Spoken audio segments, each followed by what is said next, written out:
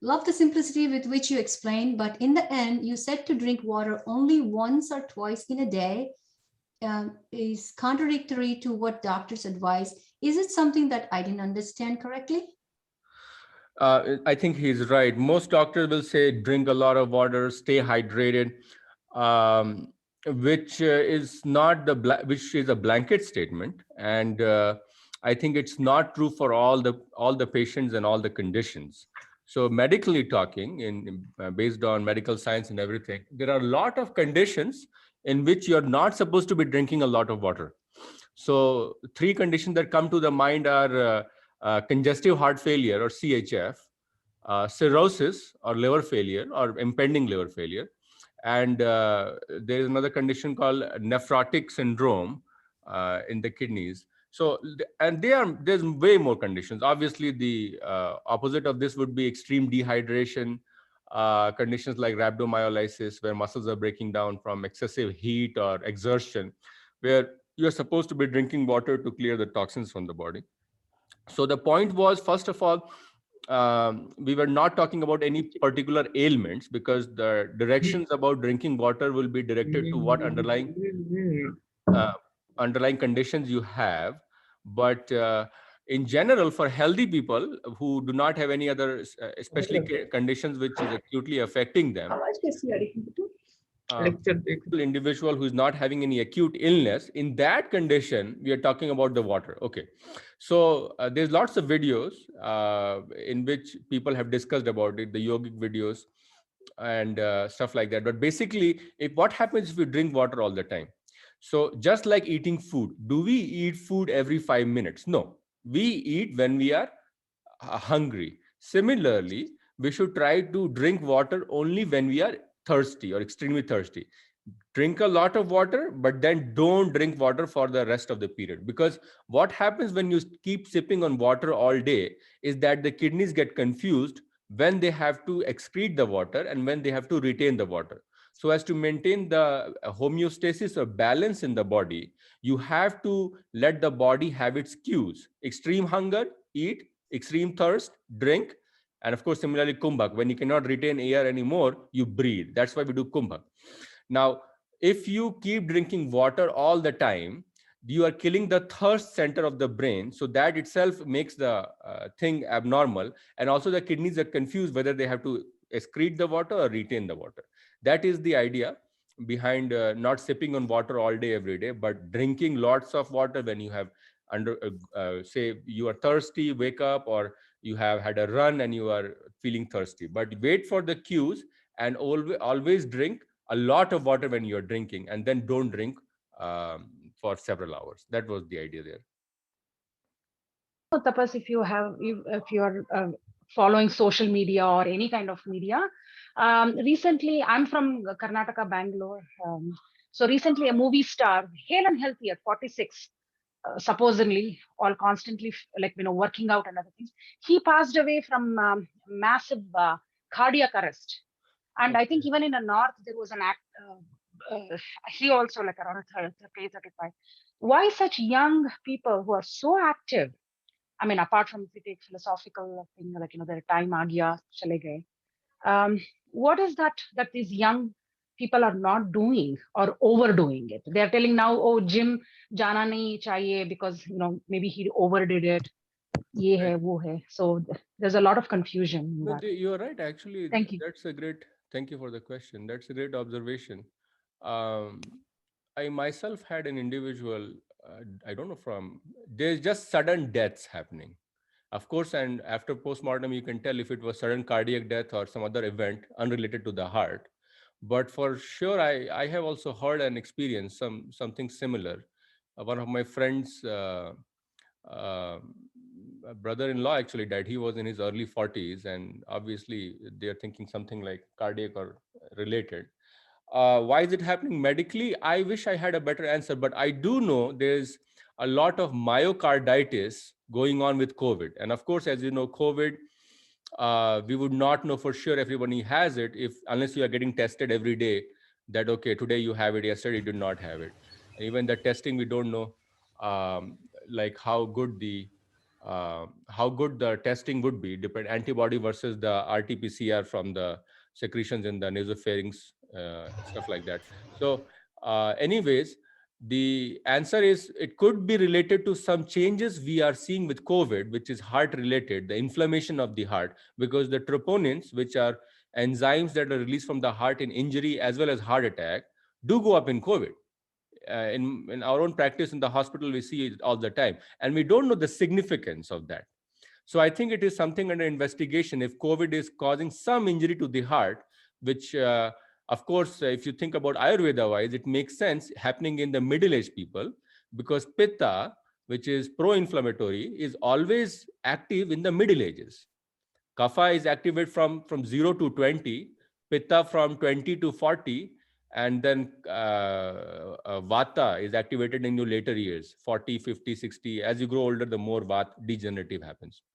So that we know, and that is the very basis. Actually, you see why COVID is not affecting kids, or at least the notion is that kids have less of COVID. Of course, they came out with the Pfizer vaccine approval yesterday for 5 to 11 years old. But the idea is that kids don't get it. Why is that? Or don't get it so severely? Because kapha tendency is something which is strong immunity. Kapha, signified by the elephant. So in our Ayurvedic practices, kapha is someone with strong immunity. He doesn't get easily wavered with anything. Whereas vata has degenerative, which is weak immunity. And pitta has hyperactive immunity. Hyperactive means more than what is needed. So it's like a guy who gets angry every time you talk to him. He's very sentimental. He'll get angry every time. That kind of constitution is pitta. Excess pro-inflammatory, excess excretory, and things of excuse me, excesses of everything. That is the constitution of pitta. So that is my theory why COVID may you see myocarditis in the middle-aged individuals, because these individuals have a pitta constitution in general. But yeah, everybody is different, and we used to have sudden cardiac death even before COVID. It's just that for some reason which we don't understand very well, the deaths have gone up. I agree. I don't think anybody has looked at it systematically in research as to why people are dying more. You can come up with a lot of hypotheses. Social isolation and mental stressors, and stressors can cause more of the troponin leak that you see in asymptomatic individuals, so-called asymptomatic individuals in COVID. But that is at least one of the working hypothesis. That is one of the working hypotheses, at least for now, as to why that happens. So what is that? Thank you, Tapas-ji. So what is that we should? I'm in my 40s, early 40s. So what is that we would suggest that we would do, or like something to look out, because that Vata Pitta, we can't do anything about it. That's the nature way of thing. But what is that we can precautionary or be aware of it? Like, do you think these people, if they have taken aspirin, this is what I'm thinking, because here it's very common to say, oh, as soon as you feel pain, just take an aspirin immediately until we get the medical attention. I tell my parents to carry aspirin at home all the time, and constantly talking about it, they'll remember that. Is there anything that we can be prepared or keep something? I mean, obviously we can't keep defibrillator in everybody's house, which I think we should if I can afford it. But other than that, what is that something simple things that we can do that hopefully, I mean, it can help. The problem is in medicine, you need to treat the cause. You have to know everybody could have different reasons why they are having chest pain or even dying, if that happens, unfortunately.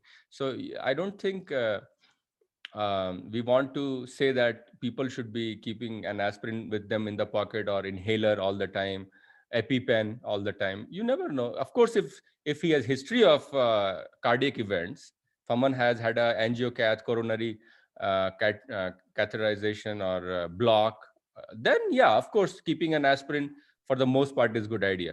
But you never know. Medicine is a double-edged sword. Sometimes if you have a hemorrhagic stroke and chest pain as well, you might think, oh, I have a heart attack, but you're actually bleeding in your brain. So aspirin will be counteractive. So I think we cannot treat something empirically without knowing what's causing the symptoms. And for that reason, we cannot, we should not give aspirin to everybody who has even chest pain or some other symptoms, because we don't know what it is it coming from. Heartburn can also cause chest pain, and heart attack can also cause chest pain. So unless you check them laboratory wise and EKG wise and see what changes there are, it's very hard to say what's causing it. So typically we will give aspirin to individuals with chest pain in emergency room, because we want to save time, because hopefully it's not the worst thing. You're not having a stroke at the same time you're having a heart attack, hopefully. So that's why we do that in the emergency room, in the ER setting in US. Empirically, it's a standard practice to use aspirin for individuals with chest pain if they're high risk, especially have had a heart attack before, or history of heart attacks in the family, elderly age. You do risk stratification, and based on that you can use aspirin and other things. But I think the best thing, just like you were mentioning, you actually can do something about your dosha. That is why it is a dosh, na, tridosh. Vata, Pitta, Kapha. The word they use is dosha, which means there's a defect in the constitution, because Vata itself is showing union of air and ether. Pitta is showing union of fire and water, and Kapha is showing union of earth and water. So that's why actually because it is a dosha, it means there is excess. So automatically, answering the first question which we were looking at it before, both Pitta and Kapha people, and this is a blanket statement, but both those people have water as a constituent in their Mahabhut excesses. So sometimes curtailing the water will be an answer to what they are doing. But yeah, you can do dosha specific treatments.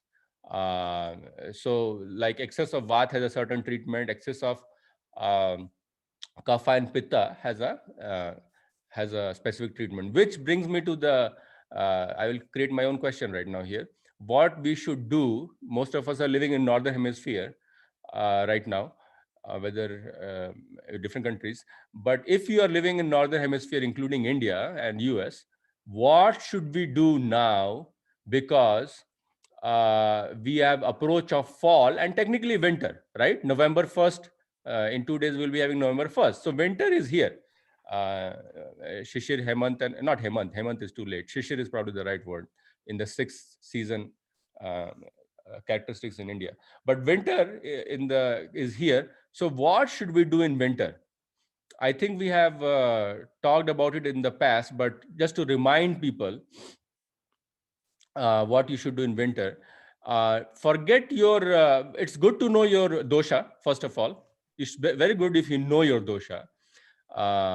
What your basic, I believe in this system, although I practice allopathy for a living, I still believe in Ayurveda and use it every day. So my understanding is you have to know your body's constitution, first of all. You don't have to take any medicines. There are different medicines, but you don't have to take Ayurvedic medicines. There are certain practices itself that will help.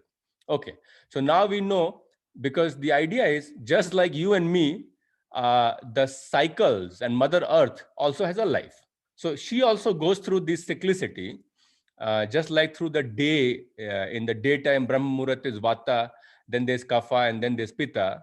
7 to 11, you can do all those sections. Similarly, seasons also have the cyclicity. Some seasons will be Kapha prone, some will be Vata prone. So winter, the fall, first of all, the fall is more in the realm of Vata, and then Vata is increasing here. So in general, because it is an excess of Vata, that's why you will see elderly people, just by looking at their joints, they, oh, my joints are aching. Now winter is coming, fall is coming. That's how they know there's a signal in the body. People with excess of Vata will be affected the most, obviously. So that is why the winter is the hardest for the elderly folks. And If you think about summer, it is a time of pitta, so that will be more hard for the middle-aged folks. That is a generalization. So what should we do in winter? First of all, know your dosha, because your dosha might help to negate some of it.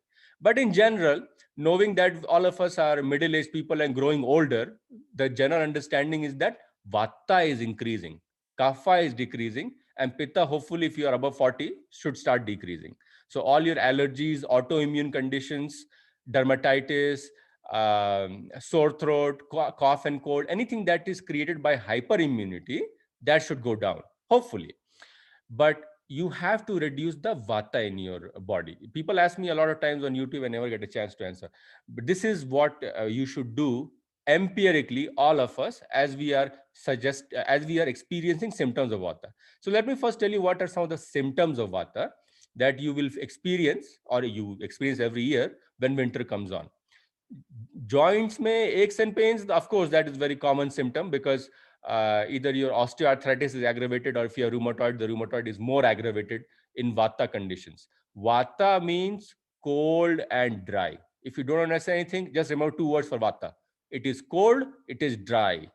Both have to be there. Winter mein kya hota hai? Air has extreme dryness. That's why we get chapped lips, cracked skin, dermatitis, all those things. The skin has lost its ability to sweat, so that it cannot lubricate itself. So cold, dry is vata. The treatment is moistening the skin and warming the skin. Environment itself. Symptoms kya honge vata ke? If you have, think about the head, you can get migraine headaches. Let's go from tip to toe and see if we can figure out. If you go in the head, there's migraine headaches. In the eyes, you can have dry eyes. You can have even the red eye, pink eyes and stuff like that if you get inflammation in pitta people. But those things can happen. Underlying vata is the problem, and then other things are building on top of it, because vata is degenerating. In the nose, you can have runny nose. You can have sore throat. In the skin, you can have, as I said earlier, worsening of dermatitis, eczema, psoriasis. Think about the lungs. In the lungs, there will be worsening of COPD-like symptoms, asthma-like conditions, which can have an inflammatory component. Don't get me wrong. It can have a pitta component, but vata is the underlying problem in that. And in the stomach, if there is a vata, again, it has to work with pitta to create the heartburn or slow metabolism and things of that nature. What else is there? In the, yes, that's pretty much the major symptoms. And most of us in the winter will have, of course, the surface of the skin having most of the problems.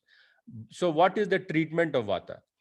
The treatment of vata, as I said, it's cold and dry. You have to make moist and warm. So in general, using the warm oils, not the cool oils. Coconut oil is considered cool prakriti. You have to get a warm oil. So til, sesame oil, especially for people living in northern India, is good.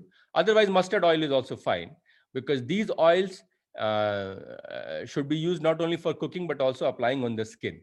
The other thing is, apply the oil on the skin and sunbathe for 5 to 10 minutes, because sun is a natural enemy of the vata.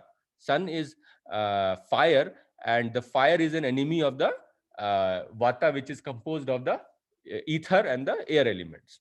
So sunbathing and applying oil on the surface of the skin, warm oil, as well as using the oil to cook food, and sitting in the sun for 10-15 minutes, whatever you want to do. Third thing you can do is any of the sauna applications.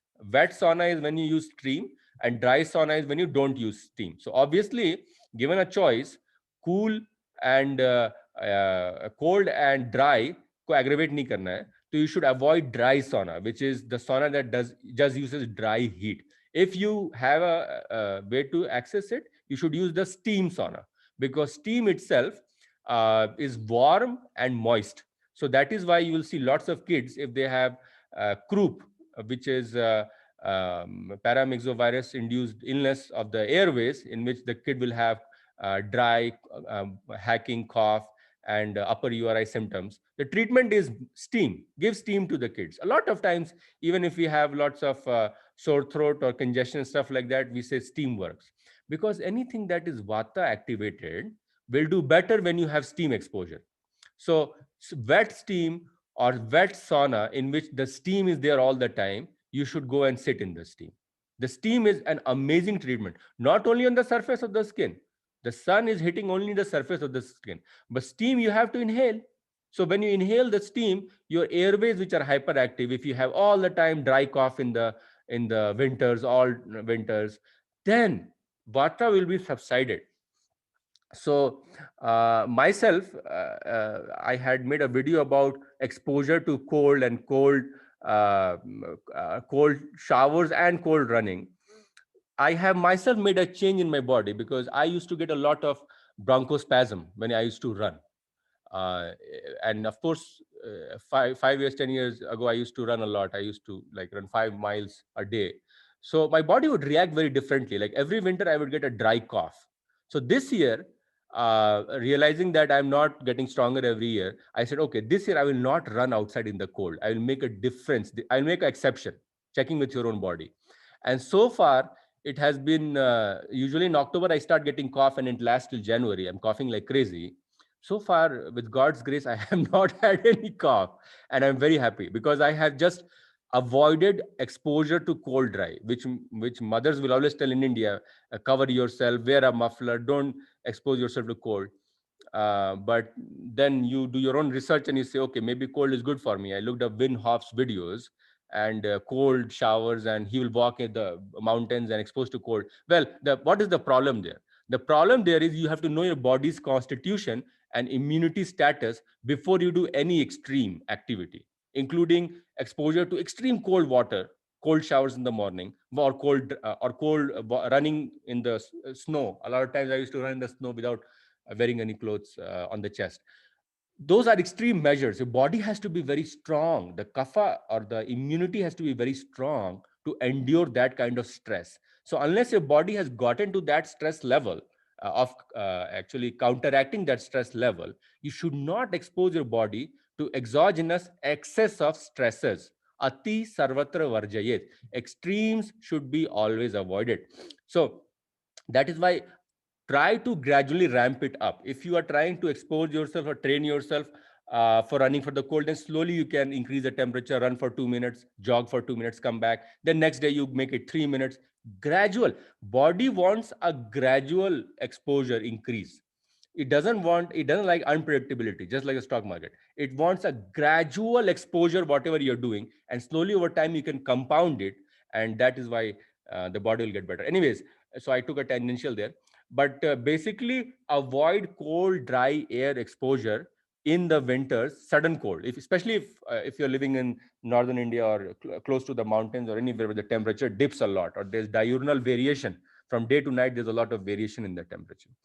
So those are the main things. In the food, again, you can, I don't want to take another half an hour just talking about food and stuff, but there's certain foods. You can watch my videos on Ayurveda series where we have talked about different kinds of food. But in general, Vata constitution requires a little heavy foods. So heavy foods in the sense, you have to not eat raw foods because raw foods are going to decrease Pitta.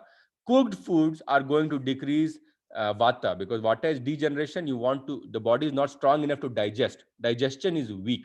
So you want to cook the foods, you want to cook it in ghee, or some of the heavier oils that I mentioned, and you have to reduce the exposure again of things that are going to make it difficult to digest. So a lot of times milk will be difficult to digest. Processed foods, not only they will be pro-inflammatory, they'll be difficult to digest. So you have to avoid those things and eat foods which are more related to the ground, because ground is considered opposite.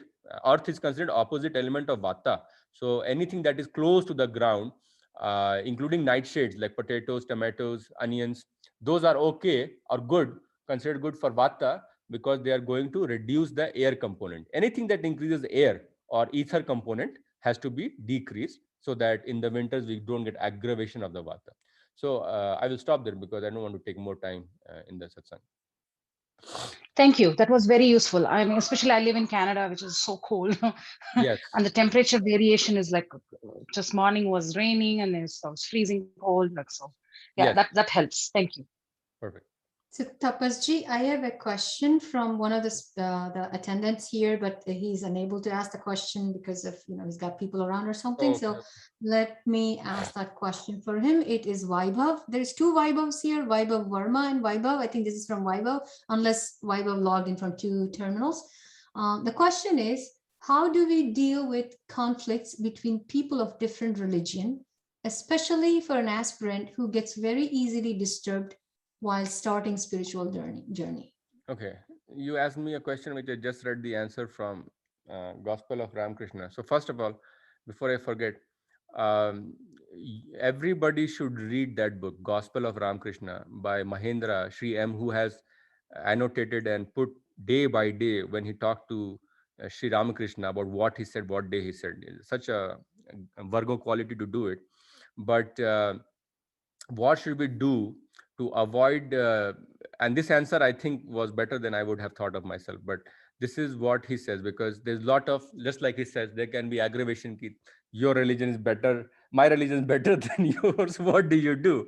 uh, I would have said that I wish you good luck, I hope your religion answers your questions, and you feel satisfied with whatever you are pursuing. It was my answer till today. But what Ramakrishna says, he says, never condescend any other religion. Never condescend any other religion. Listen to, you will be surprised that Ramakrishna actually read Quran and Bible. He would practice doing namaz.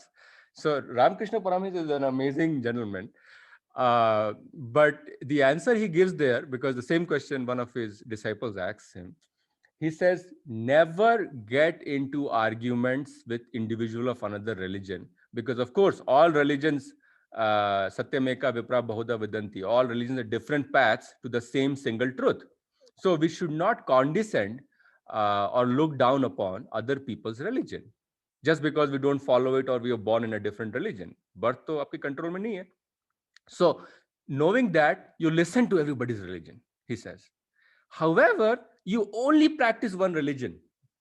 And the simile that Ramakrishna gives is, you are trying to get on top of the roof of the house.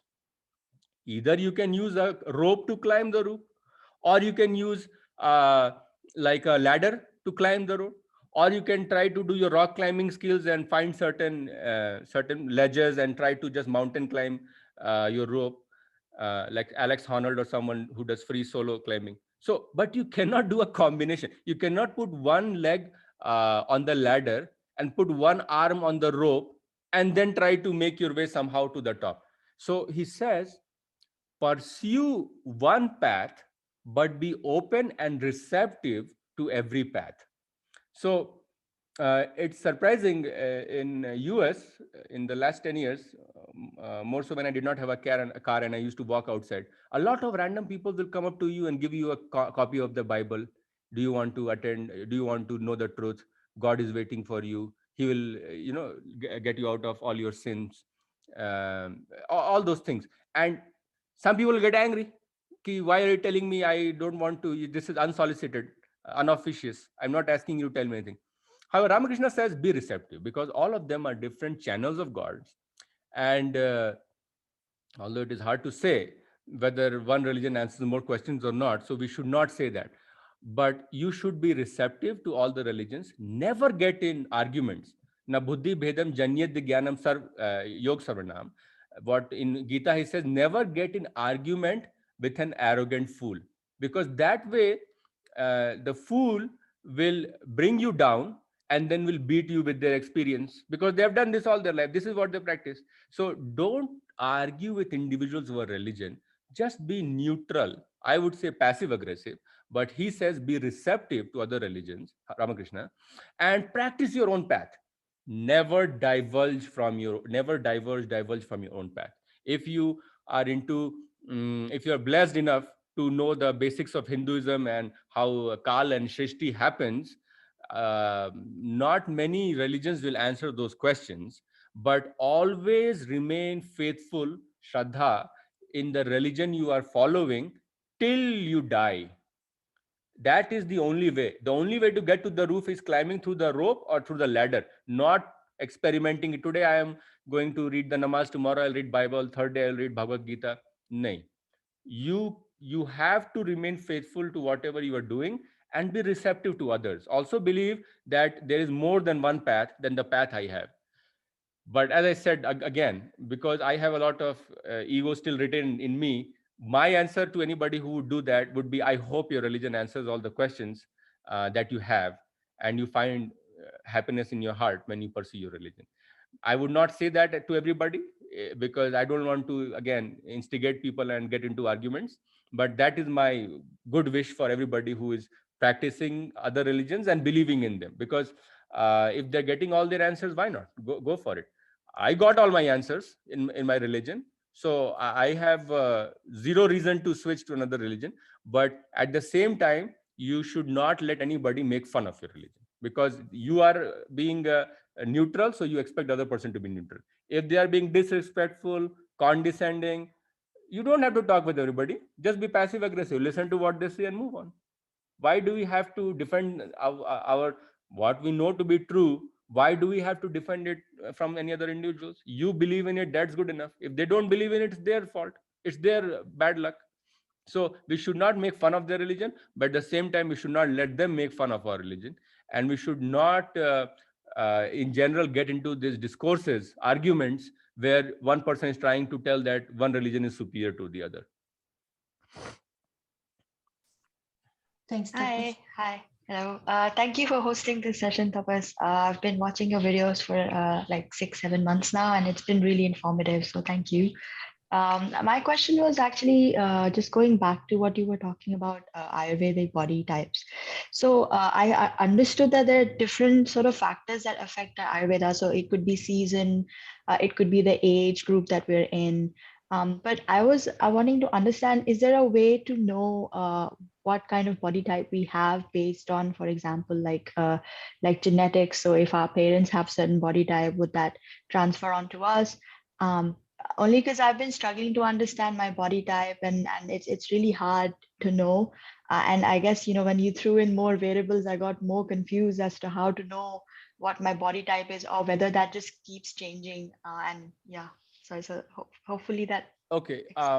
So obviously, the short answer is that you have to read about the different doshas. So if you watch my video there, diagnose your dosha on YouTube, you will be able to find out in half an hour what your body type is, because there are various characters we use, and you might have read about Vata, Pitta, Kapha constitution, which helps us to know. And usually most people have dvidosh, which means two doshas. Some people are three dosh, which are three doshas, but most people have one dosh as predominant and second is an ancillary one. So that's how we know. There is various ways you can know. For instance, some of the striking things that you can use is your skin constitution. If your skin is generally dry, hair is always dry and ruffled, that kind of person usually has a vata excess. If you're an individual who has slow metabolism, very sluggish, likes to sleep a lot, and has strong immunity in general, that person has a kapha tendency. In general, a person who has a medium stature, if they are very thin and tall, lanky, that is considered vata. If they are strong and bulky, big, tall, bulky like an elephant, everything is big, broad bones, they are kapha. If someone has a medium stature and they have very sharp features, you can think about Putin. That's the best example. Putin is not a very tall man, but extremely ambitious. Like nose will be very pointed. Every features, facial features are extremely sharp. And medium stature. They are not very tall, not very short. And the skin, again, everything is medium. It is not very oily, which is kapha, and not very dry, which is vata. It's pitta. Everything in the medium range is pitta, but the features are extremely sharp, and they have a extreme of the secretory elements. So fire, because pitta itself is fire and water, so extreme of fire. So there will be a lot of ambition in that person. He's very high strung, high wired. And also there is excess of water, which means that they are prone to gaining weight if they eat a lot. Kapha people in general will gain weight. Even if they're not eating, you'll feel like, oh, I'm gaining weight every day. Vata people, anything they do, very hard to gain weight. A study was done recently to see what are the characteristics of people who live the longest. People, when they grow old, some people are dying in their 70s, some in 80s, some go to 90, 100. They found weight gain in the middle ages is harmful. But weight gain in the elderly, how many 80, 90-year-old have you seen overweight? Think about it. Not many. And the reason is Vata is predominating in elderly. If you add a little Kapha, which is weight in the form of whatever you think, the fat or protein, then that individual will live longer. So the antidote to Vata is Kapha. Antidote to air is excess of water and earth element. So that is why the Kapha is going to create I should say more weight and slow metabolism, whereas Vata is high strung, extremely anxious. The kids में क्यों बोल रहे हैं कलयुग में सब कुछ it's coming to an end. Kids, you will see, kids have become extremely Vata, ADHD. How many kids had ADHD when we were kids? Well, we had kids who are like running around and doing stuff, but now you will see as Kali is progressing, more and more kids are getting into Vata. Just the opposite. Kids should be Kapha, but kids are getting Vata. They will have more of atopic dermatitis. They will have more of the ADHD, mental racing, mental racing of thoughts, impulse control disorders. All these things have increased in kids. And that is why, because Vata is increasing. Those are signs of increased Vata, which should not happen in kids. Kids are supposed to get long, good sound sleep. Vata people, they cannot sleep very much. 4 or 5 hours, they'll sleep. Mind racing, na? Everything is racing. Air is moving around. The body is also, everything is racing. So those are the main distinctions. If you watch that video, you would I think know. you've done a series as well. Yeah. Yes, there is series. And we can... वात पित्त और कफ के विषय में तो उसमें मुझे ये बात लगी कि जैसे मुझे सुबह उठना पसंद नहीं है या मुझे अच्छा नहीं, मतलब I just cannot, I want to, but I just cannot get up in the morning. So, and I feel that I have a sluggish metabolism. Sounds like Kapha, So- whatever you're saying, but yeah, go ahead. Okay, that is Kapha, and if a person doesn't, okay, even if I don't feel like getting up in the morning, that is also Kapha. Right. And people can have a Vata body and a Kapha mind. This is also you have to know. The Sthul Sharir and Sukshma Sharir can have different constitutions. And to answer Arpita's earlier question, your parents' bodies has nothing to do with your body. Your body, dosha, is a result of your karma in your past life. So whether you are born as Kapha or Vata depends on the type of karma you did, because doshas, Mahabhuts, are coming in that order. So that was another good question she has. I forgot to answer. But yes, not wanting to get up in the morning itself shows sluggishness, or sleeping a lot and wanting not to leave is the Kapha tendency. Sticky. Kapha is sticky. When you mix earth with water, you get mud. Mud is sticky. That's why anything in Kapha is pro-attachment, attached to sleep or whatever you want to call it. That quality is Kapha. Go ahead. So जैसे अभी हड्डी में से cut cut की आवाज आना, I'm in my early 40s and cut cut की आवाज आना या गैस्ट्रिक प्रॉब्लम होना, that उससे मुझे लग रहा था कि मैं वात Exactly. मेरे में वात So का हड्डी आपको कट करना is like cracking and popping of joints when you're walking or running or what? No, अभी जैसे बैठे हैं या जैसे घुटने में से कभी आवाज आना, या कभी जब हम बैठते हैं ना, स्पाइन सीधी करके बैठते हैं या एक्सरसाइज कुंभक करने का प्रयास करते हैं उस समय, तो वो लगता है, तभी मुझे लगा कि शायद मैं वात पर्सन हूँ. तो वो थोड़ा सा ये वात की प्रॉब्लम है. अगर आप इसको प्योर आयुर्वेद के हिसाब से समझेंगे तो ये जो कट आवाज आप जो बोल रहे हैं वो बेसिकली इट मींस कि जॉइंट्स में साइनोवियल फ्लूइड कम है, तो लुब्रिकेशन नहीं हो रहा है, इसलिए बोन्स जो वो एक दूसरे से टकराते हैं तो आवाज आती है. तो दैट वो वात की समस्या है. पर ये समझें कि एक इंसान जो कफ प्रवृत्ति का है उसमें वात बढ़ सकता है, उसको वात की दोषें होती हैं. अच्छा. पित्त वाले इंसान को कफ की प्रॉब्लम होती है.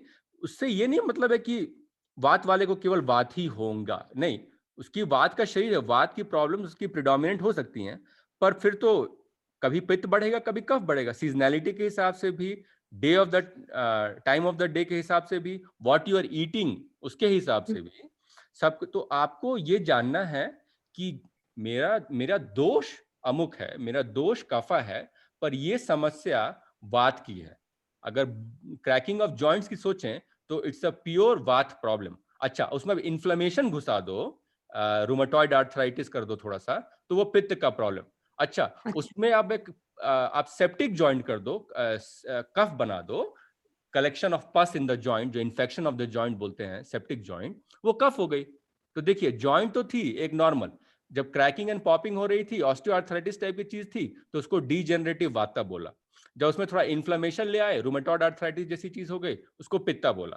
उसमें जब इन्फेक्शन आ गया तो उसको सेप्टिक जॉइंट बोल के कफा बोल दिया। तो एक ही जॉइंट में तीनों तरह की एग्जांपल्स हो सकती हैं, लेकिन आपने जो बोला वो प्रिडोमिनेंटली कफा का वात का प्रॉब्लम है, और मोस्ट लाइकली उसमें अभी एक पित्त का एक्टिवेशन बचा हुआ है, क्योंकि मोस्ट लाइकली जो प्रॉब्लम होती है, वात को पित्त का सहारा चाहिए होता है मोस्ट ऑफ द टाइम, तब वात तो degeneration is followed by inflammation, ये फंडा है। इसीलिए वात और पित्त की जो बीमारियां सबसे कॉमन होती हैं, वात को पित्त से मिला दो तो। सो कुक्ड फूड ही लेना है मुझे, राइट? Cooked food, okay. आपकी प्रॉब्लम मैं नहीं जानता हूँ, इसलिए मुझे ऐसे बताना मुश्किल है कि आपको क्या खाना चाहिए। आपने जैसे पिछले सवाल में बोला कि जो वात होता है उसमें raw food is not as helpful, so that is why I was just concluding in the sense, अगर आपको पॉपिंग ऑफ जॉइंट्स का इलाज आप पूछ रहे हैं, जो आपको अगर no not exactly popping of joints, I was just in general कि हाँ, तो मुझे cooked food ही लेना चाहिए rather than, but fruits, as I was thinking about fruits, because there is intake of fruits like papaya and all, because papaya helps in my constipation problem. So there was this thought coming in my mind, see, I'm having kheera and tomato and papaya also, and at the same time I'm having cooked food also, so that was और आपको balance करना पड़ेगा। शरीर में कुछ बीमारी आपको कभी कफ की आएगी, कभी वात की आएगी, कभी पित्त की आएगी, पर knowing what your problem is, you have to मैं तो टारगेट करता हूँ बेस्ड ऑन द सिम्टम। आजकल मैं जानता हूँ मेरी बॉडी पित्त की है प्रिडोमिनेंट, और उसमें सेकेंडरी वात की प्रॉब्लम है जो मेरी बॉडी कॉन्स्टिट्यूशन है, तो आई ऑलवेज कीप पित्त इन माइंड। बट अगर मेरे को कोई प्रॉब्लम हो रही है तो I try to figure out कि ये कैसी प्रॉब्लम, इज इट अ वात प्रॉब्लम, पित्त और kapha problem, then it becomes extremely easy for me to do what I have to do. तो आप, and you are right, if you have vata excess, then as I was saying earlier, you have to eat ज्यादा cooked food खाना है, घी खाना है, या गाय का घी जो होता है वो बेस्ट होता है, तिल का ऑयल ले सकते हैं, मस्टर्ड ऑयल ले सकते हैं, हीटेड फूड खाना है, कोई भी फूड जो फ्रिज का है, फ्रिज को भूल जाइए। विंटर में मैं भूलना ही भूल गया, विंटर में तो फ्रिज को आप बिल्कुल भूल जाइए, ठंडा पानी पीने की कोई जरूरत नहीं है, रूम टेम्परेचर का पानी पीजिए या पानी गर्म करके पीजिए, खासकर अगर वात की प्रॉब्लम है। और अल्कलाइन वाटर के बारे में मैंने मेंशन किया है, alkaline water itself is a good thing pitta के लिए। अगर आपको वात की ज्यादा समस्या है, विंटर में आप अल्कलाइन वाटर को स्किप कर दें अगर वात की प्रॉब्लम है। क्यों ऐसा है? क्योंकि अल्कलाइन जो है ना, जो खीरा डालते हैं उसमें या मिंट डालते हैं, वो इटसेल्फ पित्त नाशक है और आपको वात को बढ़ा देता है, क्योंकि अल्कलाइन है ना, तो जो ईथर और एयर का क्वालिटी वो अल्कलाइन होता है, इसलिए उसकी जरूरत नहीं है। पित्त में एक्सेस में करते हैं, लेकिन इसमें जरूरत नहीं। तो फ्रिज का पानी नहीं पीना है, ठंडा पानी नहीं पीना है, प्रोसेस फूड्स नहीं खाना है वात के इंसान को। Go ahead. तपस जी, जैसे मुझे एसिडिटी भी हो जाती है तो दैट इज पित्त प्रॉब्लम, राइट? एग्जैक्टली, देन आपको फिर पीना है। That is the whole point. Okay, so there is a mixture, there is a lot. That is the whole point. That is why there is not a single answer. You have to know the symptom to know what. Okay, sir. Just one more point I would like to ask. जैसे जैसे जीवन अगर अव्यवस्थित हो जाता है या हम प्रयास करते हैं, हमारे प्रयास जो है वो सही डायरेक्शन में नहीं जा पाते हैं, सॉरी। हाँ जी, हाँ जी। हेलो, जी, बोलिए जी। हाँ, अव्यवस्था रहती है, या जैसे हम प्रयास करते कि चीजें थोड़ी व्यवस्थित हो जाए और वो नहीं हो पाती है, या हमें सही प्रकार के लोग नहीं मिल पाते हैं जो जिससे हमारे जीवन को सही मतलब गति मिल जाए, या जब हमारा श्रद्धा और विश्वास कम होने लगता है, क्योंकि एक तो होता है कि ठीक है मुझे समझ में कई चीजें आ रही है, बट उसी समय में जब भौतिक रेल्म में चीजें व्यवस्थित नहीं हो पा रही है तो कहीं ना कहीं पे श्रद्धा और विश्वास डगमगा जाता है। तो वहां पर अपने आप को खड़ा रखना और ईश्वर पे वो श्रद्धा और विश्वास बना के रखना और अपने जीवन को व्यवस्थित करना, क्योंकि मुझे ये जीवन भी बैलेंस करके जीना है और मुझे श्रद्धा और विश्वास करके ईश्वर को प्राप्त भी करना है, ये सबकी इच्छा होती है, जो मुझे लगता है कि जीवन में हर मनुष्य यही चाहता होगा। तो थोड़ा सा जब हम विंडल हो जाते हैं या हम, तो कैसे हम अपने आप को वो स्थायित्व दे सकते हैं? बहुत अच्छा प्रश्न है आपका। और जो आपने बोला कि गृहस्थ और ईश्वर प्राप्ति दोनों करनी है, तो वो सत्व की क्वालिटी है, बैलेंस की क्वालिटी है, राइट। आपने बोला कि मुझे दोनों करना है।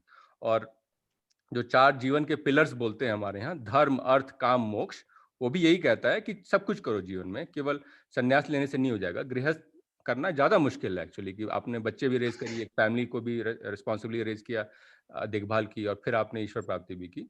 तो इसीलिए मैं कई लोगों को बोलता हूँ जो बोलते हैं कि नहीं संन्यास लेना है, तो संन्यास लेने की जरूरत नहीं है आपको। आप जिस स्थान पर हैं वहीं पे धर्म, अर्थ, काम, मोक्ष, जो चारों चीजें हैं, dharma is what is the right thing to do, kama is जो आपके डिजायर्स हैं उसको फुलफिल करना, artha is material prosperity, and moksha is of course salvation. ये चारों चीजों को आपको साथ में लेके चलना है। आपके क्वेश्चन का आंसर कि कभी कभी अगर विश्वास, श्रद्धा डगमगा जाता है तो क्या करना चाहिए, इसका आंसर है, वो एक वीडियो भी बनाया था शायद, चैंट माइंडलेसली ऐसे का कोई वीडियो था, मुझे याद नहीं नाम उसका, पर बेसिकली उसका आंसर है आशा जी कि आप एक रूटीन बना लीजिए। एक बार आपने डिसाइड कर लिया, आज नहीं, आपने शायद 2-4 साल पहले डिसाइड कर लिया था कि मुझे सब कुछ करना है, बच्चों की भी देखभाल करनी है, फैमिली को अच्छे से देखभाल करनी है, और गॉड रियलाइजेशन भी करना है। आपने ये डिसाइड कर लिया एक बार, और इसमें आपको डाउट नहीं है, पर वेवर हो जा रहा है विश्वास, श्रद्धा, ठीक है जी। तो इस केस में आप एक रूटीन बना लीजिए, और उसके बाद मन की मत सुनिए कि आज तो मन नहीं लग रहा, आज तो मूवी जाना है, थोड़ी देर क्रिकेट मैच देख लेते हैं 3 घंटे। आपने रूटीन बना लिया कि हमें यार ये कौन है I don't know who's please mute your mic. Krishna Neeraja, Papaji. अलग ही mute. Okay. Thank you. How that happens. Anyways, so आपने एक रूटीन बना लिया, सेट रूटीन, अब उससे आप डिविएट नहीं होंगी। जैसे आपने रूटीन बना लिया कि ओ जी मुझे 3 बच्चों के लिए खाना बनाना है, तो अब ये तो नहीं करता कि आज मन नहीं कर रहा बेटा चलो आज तुम भी उपवास कर लो, बच्चे तो खाएंगे, प्रॉब्लम कर देंगे। तो इसीलिए आपने रूटीन बना लिया है कि मैं इस टाइम ये करूंगी, 1 घंटे मुझे अपने ईश्वर में रोज देना है, तो उसमें आपने थोड़ी चैंटिंग कर ली, हनुमान चालीसा पढ़ लिया, थोड़ा आपने स्नान वान करके पूजा पे बैठ के थोड़े बहुत जो आपके मंत्र हैं या जो भी आपने वो उच्चारण कर लिया, थोड़ी देर आपने वीक में एक बार सत्संग कर लिया। तो ऐसे आपने एक बार अगर फिक्स कर लिया है routine, very hard for you to get deviated. तब आपका माइंड आपके साथ गेम्स नहीं खेल पाएगा, क्योंकि कभी माइंड बोलता है आज तो चलो ब्रेक ले लेते हैं, बहुत दिन से कर रहे हो, इतनी मेहनत कर रहे हो, कुछ हासिल भी नहीं हो रहा है। तो फिर इसीलिए आपको, इसीलिए इसका नाम साधना है ना, परसेवरेंस है इसमें। आपने को बिल्कुल रास्ते में सधा देना है, बिल्कुल one pointed direction, Perseverance, that is Sadhana. So you don't question it every day कि ओ जी आज ये नहीं करना है। एक डिसिप्लिन्ड रूटीन बना लीजिए, उसमें टाइम रख लीजिए कि ये टाइम ये करना है, और दिन में एक काम जरूर करें, 1 घंटा एक टाइम निर्धारित कर ले दिन में, जो आपको पता है कोई आपको बच्चे ज्यादा ये नहीं करते हैं, मतलब शोर शराबा नहीं करते हैं, घर में थोड़ी शांति रहती है, आधा घंटा हो तो आधा घंटा, 1 घंटा 1 घंटा, उस समय वो टाइम आपका है। उस समय आपको सेल्फिश हो जाना है अपने लिए, वो आधे घंटे आपका टाइम है, आपको रीअसेस करना है, 24 आवर का विटनेसर बन जाना है, दृष्टा बन जाना है भोक्ता को। हम लोग संसार में भोग रहे हैं, दृष्टा बन जाना, उसमें आपने रीअसेस करना है पिछले 24 घंटे में मैंने आज का दिन सही से बिताया है या नहीं, मैंने कहीं किसी पे एंग्री हो गया था क्या, कहीं पे ग्रीड हो गई थी, कहीं पे मैंने ठीक से बात नहीं की किसी से, या फिर अपने को इवैल्यूएट करना है, और ये भी देखना है कि मैंने भगवान में अपने को मन लगाने की कोशिश की है कि नहीं। वो स्पॉन्टेनियस नहीं होगा ऑब्वियसली, आप शुरू में स्पॉन्टेनियस होगा ही नहीं, आपको उसमें मेहनत करनी पड़ेगी। जैसे जैसे आगे बढ़ते जाएंगे वो फिर स्पॉन्टेनियस होता जाएगा, आपको मन लगने लगेगा, you will start enjoying it more. तो इसीलिए एक 30 मिनट्स का पीरियड रख लीजिए, जब भी दिन में अगर ब्रह्म मुहूर्त है तो वेरी गुड, ब्रह्म मुहूर्त में कर लीजिए, सब लोग सो रहे होते हैं, 5 बजे उठकर सवेरे बेहतरीन, नहीं तो जब भी टाइम मिले, शाम को सवेरे जब भी टाइम मिले, थोड़े समय आधे घंटे आप बैठे एक जगह पे, आंखें बंद करें, थोड़ा कुंभक कर लें उसी समय, कुंभक प्राणायाम, और फिर उस समय थोड़ा सा वो करें, अपना इवैल्यूएशन करें कि आपने सही से दिन व्यतीत किया है कि 24 घंटे, और क्या चेंजेस करने हैं। उस समय आप संकल्प भी कर सकते हैं, श्रद्धा भी लगा सकते हैं, चैंटिंग करना हो चैंटिंग कर लें, लेकिन वो आधा घंटा आपने जीवन में हर दिन, चाहे जो हो जाए, चंद्र टरे सूरज टरे वाली बात है, no matter what happens, cyclone storm, आप उस समय ये करेंगी अगर आप जीवित हैं तो, ऐसा आपको देना ही है, इसमें कोई डिविएशन नहीं होगा, ये चीज ओके करना है। और उसके बाद आप देखेंगे स्लोली आपका माइंड, मन ही मनुष्य नाम कारण बंध मोक्षयो, अमृत बिंदु उपनिषद में बोलते हैं, मन ही मनुष्य का कारण का भी कारण है, और सॉरी, कारण बंधन मोक्ष, बंधन का भी कारण है, मोक्ष का भी कारण है। तो विषयों में आसक्ति से बंधन आती है, और विषयों से अगर आसक्ति चली जाए तो फिर मोक्ष आता है। तो इसीलिए आपको वो आधा घंटा रोज 1 घंटा देना है, नो मैटर व्हाट, और एक स्ट्रक्चर्ड डिसिप्लिन बनाना है कि क्या करना है किस दिन, उसी हिसाब से आपको जीना है, उसमें कोई डिविएशन नहीं लाना है, फिर माइंड आपके साथ गेम्स नहीं। सर इसी टाइम पे ईश्वर से प्रार्थना भी कर सकते हैं कि जो जीवन में अव्यवस्था है उसको थोड़ा व्यवस्थित करने में, ईश्वर से प्रार्थना करने में कोई बुराई तो नहीं है। ईश्वर से बिल्कुल प्रार्थना करें, लेकिन उसको ये भी माने कि वो हमारी नियति है, हमारे कर्म बंधन है, हमने किया, इसीलिए आप केवल, nothing is better than seeing a person struggle against his whatever adversities he has, इसीलिए आपको उसको मान लेना है कि this is destiny, it will resolve itself over time. मुझे नहीं पता कि आप क्या पर्सनली प्रॉब्लम है, पर कई बार ग्रहों का होता है, कर्म बंधन होते हैं, जो भी बोलना है आपको, तो इसीलिए वो धीरे धीरे रिजॉल्व होगा, उसको पार्ट ऑफ लाइफ मानकर उसको एक्सेप्ट करें और उसको आगे बढ़ें। परंतु आपको सबसे ज्यादा फायदा तब होगा जब आप उस पर फोकस नहीं करेंगे, जितना फोकस करेंगे उतना आपको डिसअपॉइंटमेंट होगा उसमें।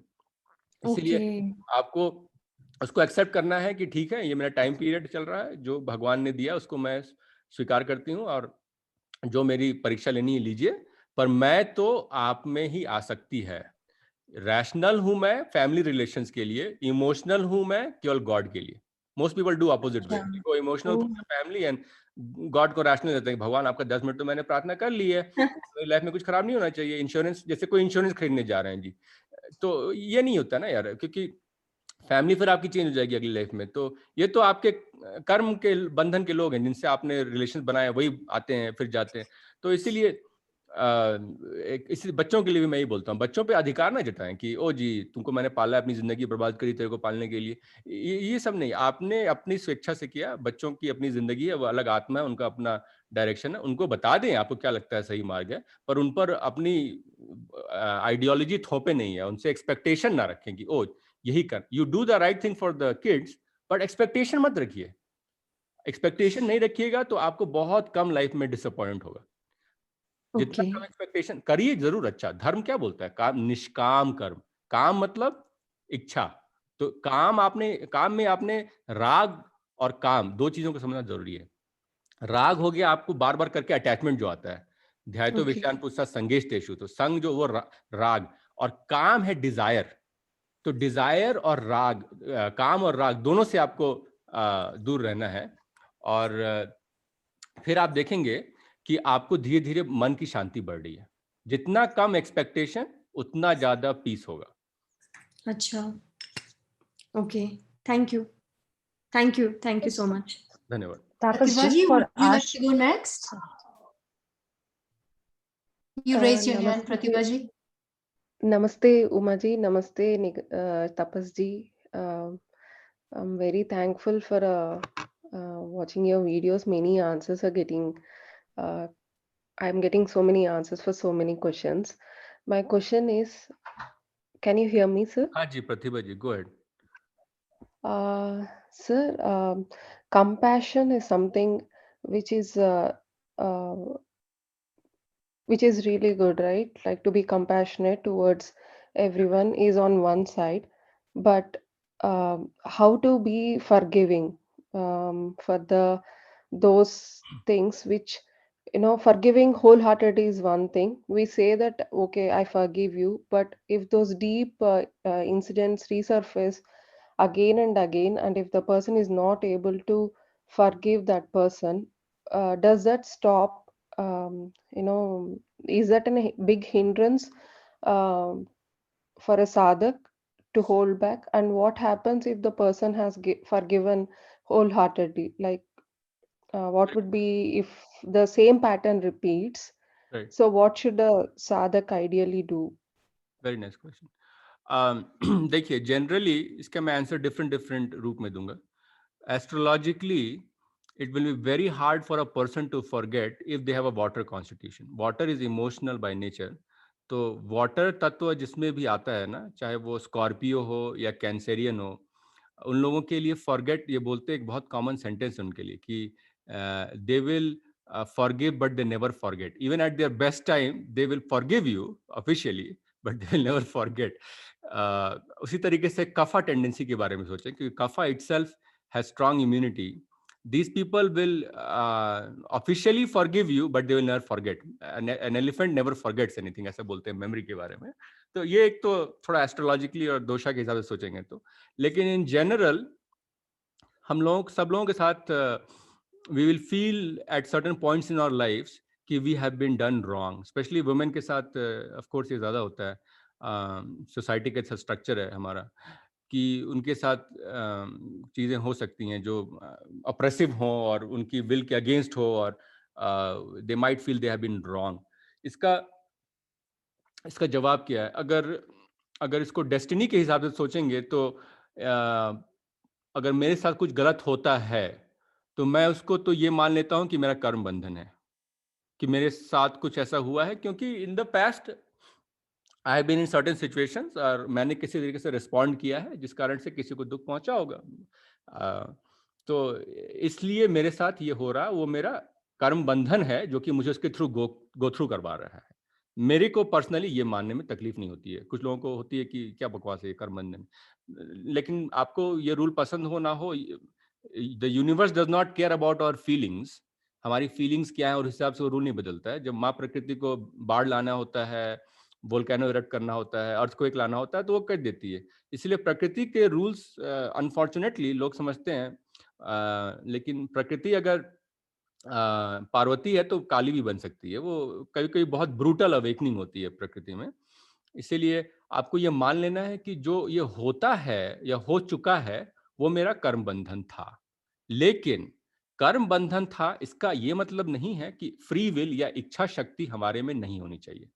हो चुका है तो वो एक लर्निंग एक्सपीरियंस है, लेकिन जो होने वाला है और हो रहा है उसमें हमारा जो इच्छा शक्ति जिसको बोलते हैं, संकल्प के बाद आती है श्रद्धा ना. ईश्वर की तरफ जाना है तो पहले इंटेंशन फेंकना है, मणिपुरी जो पावर है एम्बिशन की, फिर कंपैशन आता है अनहद चक्र पे. तो पहले आपको संकल्प लाना है. तो आपको ये बोलना है कि पहले ऐसा हो चुका है, ठीक है जी, कर्म बंधन रहा होगा, आगे मैं इसके लिए तैयार रहूंगी कि मेरे साथ फिर से ऐसा ना हो. वो आपका लर्निंग लेसन होना चाहिए. उस इंसान के प्रति क्या करें जिसने हमारे साथ ऐसा किया है?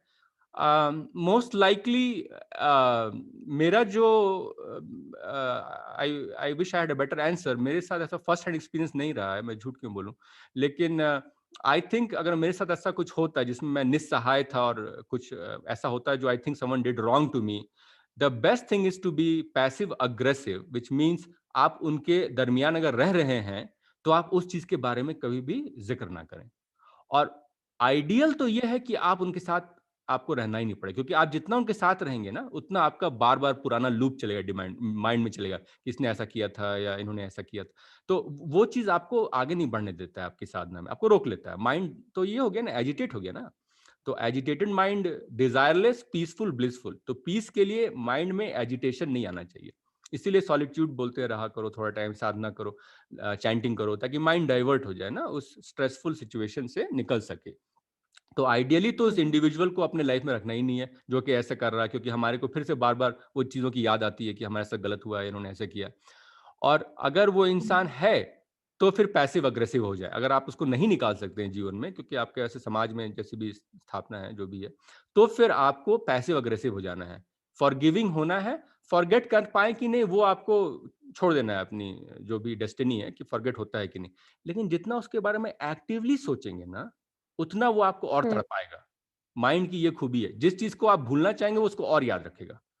तो इसीलिए आपको उसके तो neutral, that is not the priority of life, let's put it that way. आपकी प्रायोरिटी है गॉड रियलाइजेशन, और ये जो बार बार पैदा होते हैं, मरते हैं, जन्म मृत्यु जरा व्याधि दुख दोषानुदर्शनम, ये इससे निकलना है आपको। पर अभी जो भी आपकी रिस्पॉन्सिबिलिटी है, दायित्व है, उसका परिपूर्ण तरीके से निर्वाह करना है आपको।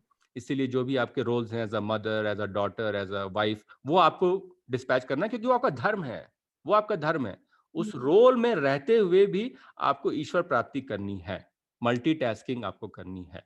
इसीलिए आपका एक सेट टाइम होना चाहिए, जैसे हम लोग बात कर रहे थे पहले, जिसमें आपने केवल गॉड को डिवोट करना है। उस समय आप कोई फिजूल का काम नहीं करेंगे कि ओ अब मुझे ब्रेक लेना है, I have to go and do this. नहीं, वो 30 मिनट्स आपका भगवान का टाइम है, वो आपका पर्सनल टाइम है। वो टाइम आपको किसी से भी एंक्रोच नहीं कराना है, पेरेंट्स से भी नहीं, बच्चों से भी नहीं, क्योंकि you have to think about your soul at that time. बाकी 23 घंटे अपने आपने बच्चों को दिया, अपने पति को दिया, लेकिन वो आधा एक घंटा वो आपने भगवान को देना ही है, इतना आपको करना है। अगर आपकी सामर्थ्य है और आर्थिक स्थिति इतनी खराब नहीं है, तो फिर हम लोग को करना है, ये हमारा दायित्व है। हम लोग अगर अवेयरनेस के मार्ग में आगे जा रहे हैं, बाकी लोगों से अंतर है, बाकी लोग अभी तो सत्संग नहीं सुन रहे हैं, कुछ लोग कुछ अपना काम कर रहे हैं, जो भी अपना day to day mundane activities है। तो अगर आप इस तक यहाँ तक पहुंच गए हैं कि आपको रियलाइज हो रहा है कि मुझे जीवन में ये जो मैं कर रही हूँ डे टू डे एक्टिविटीज, उससे भी इंपॉर्टेंट कोई चीज है, and most people actually realise that on their death bed कि हाँ जी, और भी चीजें थी जो इंपॉर्टेंट थी। नोबडी, ये स्टडी हो चुकी है, किसी ने ऐसा नहीं कहा है डेथ बेड पे कि I wish I had worked 2 extra shifts, 2 दिन और काम कर लेती हॉस्पिटल में, ऑफिस में, तो कितना अच्छा है। ऐसा किसी ने नहीं कहा है मरते समय। मरते समय सब लोगों को यही रहा है कि जो भी अनरिजॉल्व कॉन्फ्लिक्ट्स थे वो मैं खत्म कर देती, या किसी के साथ, परिवार के साथ ज्यादा समय बिताती, या जो भी मेरे अनफुलफिल्ड जो भी पर्पस आप देखते हैं, अनफुलफिल्ड चीजें रह जाती हैं, उनको पूरा कर लेते हैं। और conflict resolution is one of them. इसीलिए फॉरगेट करना आपकी ही हित में है, क्योंकि द मोमेंट यू फॉरगेट, अब मुझे याद नहीं किस वीडियो में ये बनाया था मैंने, लेकिन the moment you forgive only, forget तो आपके धीरे धीरे जाएगा, आपको आपके बस में नहीं है। मोमेंट यू फॉरगिव, आपने कर्मा बंधन का लूप क्लोज कर दिया है। इसको समझना बहुत जरूरी है। अगर आपके मन में थोड़ी सी भी वो है रिजेंटमेंट कि मेरे साथ गलत किया है इन्होंने, या ऐसा हुआ है, या उस पर कभी विश कर देते हैं कि भगवान करे इनके साथ भी ऐसा कुछ हो जाए, तो उससे दिक्कत क्या होता है ना, आपने यूनिवर्स में एक फेंक दिया है, एक आपने लैमेंटेशन बोल लीजिए, उसको कर्स बोल लीजिए, वो आपने फेंक दिया। You have opened a new loop in the Karma language. तो अब क्या होगा जी, अब आपको और उनको दोनों को फिर से आना पड़ेगा, और आपने उनको प्रताड़ित करना पड़ेगा, और फिर तब जाके क्लोज होगा। क्योंकि आपके साथ गलत हुआ, अब उनके साथ एक बार उनको वो फीलिंग, उनको भी तो एक बार फीलिंग लानी है ना कंपैशन की, कि कैसा फील होता है ऐसा करने से किसी के साथ। तो फिर अब आप दोनों को आना पड़ेगा, और आपको इसलिए आना पड़ेगा कि उनको सबक सिखा सकें, और उनको इसलिए आना पड़ेगा कि सबक सीख सकें। तो दोनों ने एक बार और लाइफ बर्बाद की कि अब इसको सॉल्व करने के लिए, अब उसके बाद फिर उसमें कुछ अगर नुआंसेस हो जाएंगे, कुछ चेंजेस हो जाएंगे, कि उन्होंने ज्यादा फील कर लिया, आपने जितना फील कर ज्यादा फील कर लिया, तो अब आपको फील कराने के लिए फिर न्यूट्रलिटी के लिए फिर से एक बार एक्सपीरियंस करना पड़ेगा। तो इसीलिए जरूरी ये है कि कर्म बंधन के साइकिल्स जितने क्लोज कर सको उतना बढ़िया। तो जितना आप फॉरगिव करते जाते हैं लोगों को, एटलीस्ट आपके मन में द्वेष नहीं है, तब आपने कर्म बंधन का लूप क्लोज कर दिया, और आपको उनको फिर से वापस नहीं आना पड़ेगा इस चीज को सुलह करने के लिए। तो इसीलिए बहुत जरूरी है कि आप फॉरगिव कर दें, उनकी बेटरमेंट के लिए भी, लेकिन अपनी मेंटल स्पिरिचुअल हेल्थ के लिए भी। क्योंकि तब आप अगर फॉरगिव कर देंगे ना, तो आपको वापस उनके साथ फिर से इन्वॉल्व होने की जरूरत नहीं पड़ेगी इस चीज को सॉल्व करने के लिए। नहीं तो फिर घूमते रहेंगे अपन दोनों। Yeah, thank you so much, Gaurav. Also, I have a question regarding, can I हाँ जी, ask? See, I am very slow. This is not my experience. There are people like I know who have experienced a Kundalini raise, and that experience was really. She says that she experienced a lot of pain many years before, and these days many people are giving more importance to Kundalini and practice. Is it necessary that one should undergo that? And what happens if something happens they are saying that wrong meditation also leads to many people are getting admitted in IMHANS, so because of wrong practices of doing meditation. So if someone experiences like that, so what is a correct way to do meditation? Right. So please watch the video Raise Your Kundalini Shakti Responsibly. उसमें ये answer किया है मैंने कि बहुत सारे लोगों I was going to say that too, Tapasri. When we post this video, I'll link it in there. Okay, perfect. Thank you, Uma. Basically, I have had a lot of emails from people who have received Diksha, or they have started doing Kundalini after reading some stuff, some, I don't know, books or something. And then now they're having unexplained symptoms. One lady told me she had extreme, like a lightning bolt running through her upper arm, flashes of pain, or some burning sensation, some unexplained syncope or lightheadedness. So why does this happen? इसको समझिए कि क्यों होता है. In short मैं बताऊंगा. उसमें आपने देखेंगे तो थोड़ा ज़्यादा समझ में आएगा. But basically, the problem is the theory of Kundalini is that it is a coiled serpent, the embodiment of Shakti, that is lying at the base of the spinal cord, at the coccyx, जो हम लोग बोलते हैं cauda equina medically, where the nerve endings from the brain, they go to the medulla oblongata and then they go through the spine and then they terminate at the lower back as cauda equina.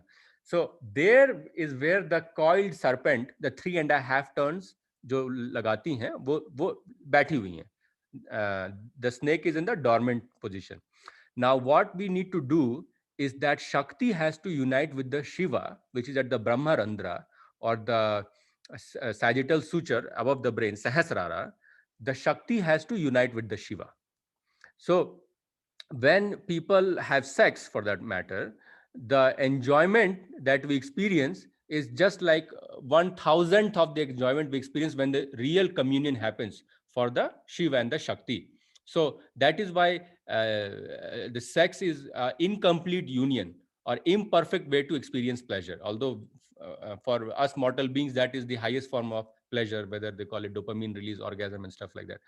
So the Shakti has to meet the Shiva. ये तो decide हो गया है. और यही हम लोग करते हैं ध्यान और जो भी करते हैं आप कर्म योग, ध्यान योग, भक्ति योग. That is the goal, union, surrender and union.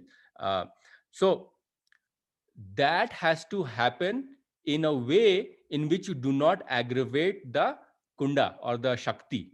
So the Shakti has to gradually rise. तो इसीलिए when you do dhyan yoga or this karma yoga, those things are most of the times causing gradual uncoiling of the loops, and it is slowly turning around the Sushumna central tube to rise towards the Shiva. That is the thought. Gradually, when you say that guy has crossed his Swadhisthana, Muladhara, he is at the Anhat Chakra or he is at Vishuddha, what does that mean? They have slowly surpassed the lower chakras or the stations where you are testing certain qualities, temperaments, and rising. But when people experience, do these practices where I don't know what exact practices people do, but if you don't do it under the guidance of a guru, a learned person who knows Kundalini Vidya, and they just read some stuff and try to do stuff, or even unluckily if they have some guru who imparts Diksha, and then they get that kind of sudden energy source, and then they just feel this sudden burst of energy and uncontrolled experiences, then they will experience that because there's a sudden rise of the Kundalini. And when it is rising slowly, it is filling with oja or whatever you want to call the spiritual powers that are letting it uncoil and is creating cushion for it so it can stay there. But when you do these sudden practices, then the Kundalini rises, but it cannot sustain itself. So it falls again. It rises and falls, rises and falls. So there is not a continuous slow elevation of the Kundalini towards the Shiva. So the gradual uncoiling of the serpent is required for experiencing bliss. If you have sudden uncoiling of the serpent, then there will be periods of ecstasy and then there will be period of mania, extreme depression. So that is why you have to be very careful with your Kundalini practices. And if you don't know anything about it, don't try to activate your Kundalini. Kriya Yoga is, I don't talk about Kriya Yoga for that very reason, because it is based on thinking about certain chakras or locations in your body and then slowly elevating your energies, which is fine if you have a guru or someone who is adept to do it. I am not adept in Kriya, so I don't talk about these chakra elevations. But what you will notice is that if you follow the path that has been said in Bhagavad Gita, there is no mention of Kriya Yoga in entire Bhagavad Gita. There's only mention of Bhakti Yoga mostly, which is the main one, and Nishkam Karma. Dhyan also he talks about a little bit, but he's mostly talking about Nishkam Karma and Bhakti Yoga. So if you do those things, you will get the same benefit, but there will be gradual progression. Slowly, you will feel the improvement in your sadhana over years. Whereas if you follow the marg of Tantra and some of these sudden techniques, there will be a sudden change in the position of the Kundalini, and that agitation leads to unexplained symptoms, paresthesias, paralysis sometimes, burning sensation, sudden weakness of certain parts of the body, headaches, mind racing, insomnia, क्योंकि आपने energy को agitate कर दिया ना. जो energy was sleeping quietly, the sleeping serpent has been awakened, and it has been awakened in a sudden agitated fashion. So now it doesn't know what to do, whether to go up or go down. So that agitation creates the symptoms. And the sad part is you can keep going to doctors, neurology, psychiatry, whoever you feel like, they will not be able to solve the problem. They will give you some medicines to calm you down. There are medicines which are mood suppressors, mood elevators, antipsychotics. Nothing is going to solve your problem. That is the biggest problem. If the Kundalini rises haphazardly, to settle it down, it will take, I am not very proficient in Kundalini Vidya, it will take a long time. I don't know, it will take several months, several years, several lifetimes. That I have talked about that gentleman, I forget his name. If I remember, I'll post it there. He talks a lot of good things about Naresh Ji's videos. If you watch on YouTube, he talks a lot about Kundalini, and he makes a lot of sense from what I have listened to him a few times about how to help to kind of let the Kundalini go back. And one of the things is Diksha Path. If you have a realized person, and if he touches you, your forehead in a certain way, then they can impart the energy to settle it down. But again, if it rises, you are in big trouble. If it rises haphazardly, if it rises under supervision of a guru who knows what he's doing, then you're fine. My question is, why to get in this bothering? Ki bhai, what Kundalini level you are at and what you are doing. Why not stick with the simple practices which don't involve a lot of harm, and let us feel better? Because eventually, even if your Kundalini rises and you get certain siddhis, you still have to go through samadhi, or you have to go through nirvana. So that eventual goal has still to be achieved. Whether you use the Kundalini marg or not, that is different. So be very careful when you try to raise your Kundalini, because once you raised, there are very few people who can put it back in the sleeping serpent position and let you carry out with your day-to-day life. There will be a lot of pramad, madness associated with haphazard rising of Kundalini, bodily symptoms, mental restlessness, anguish. So because there's haphazard activation of your past life recollections or things which will make you even more volatile. So better not to play with Kundalini Shakti and just fixate on Dhyan Yoga, Nishkam Karma Yoga, and Bhakti Yoga. Yeah, thank you. Thank you, Tapasji. Sorry, somebody was saying something. I have a person that had typed a question a while ago. I would like to read it out. Yeah. Okay. It's from Krishna Niraja. The question is hinging upon what you had answered earlier. Does Tridoshas affect our meditative capacity? Yeah, of course. If you have body ailments, if you have Tridosh, hopefully people don't have Tridosh. They usually have two doshas that go wrong. But especially think about it. Which dosha will be the most disruptive to meditative practices? Think about it. If it is Vata, Vata is air, hypermobile, everywhere, going everywhere, no restrictions, and space, ether, Akasha. So hypermobile. And the another opposite polar is Kapha, water, and earth. So that is very stable. So in general, vata is most disruptive. So people who have insomnia, difficulty falling asleep, staying asleep, people who have impulse control disorder, nervous type A personalities, anxiety, mind racing, depression, all these individuals will have a hyperactive vata system, and they will have difficulty with, like you said, contemplation, because contemplation requires you to settle your mind quietly, like the tip of the flame. So that's why you have to keep it very much stabilized in one position, and not let this constant flow of thoughts, emotions always agitate you when you're sitting to meditate. When you sit to meditate, you think about all the things that went wrong in your life. That is the problem with vata, hyperactivity. So yes, I think the dosha that will disrupt it the most is vata. But if you have sankalp, if you have shraddha, you have belief in the path you're following, then you will slowly make progress, and that progress will be auto saved in your next life. Just like Krishna tells Arjun, Kachinobhay vibhrasht ashnav nashati apratishto mahabaho vimudho pramanapati. You will not get dispelled. Arjuna asks him, we talked about it last time too, will my efforts, if I don't establish like nirvana in this life, will my efforts be totally be destroyed and I'll go from back to square one, zero? No. You auto save your work, and next life you will be born with those tendencies where you have beliefs in certain pathways. Your biases or prejudices will be towards divine qualities. So you will waste less time doing things which are useless, and delaying your return to the abode of God. God bless you. So Tapas, I had another question, and then we can go to Shivani. Shivani, please hold on for a couple more seconds. This should be a quick question, Tapasji.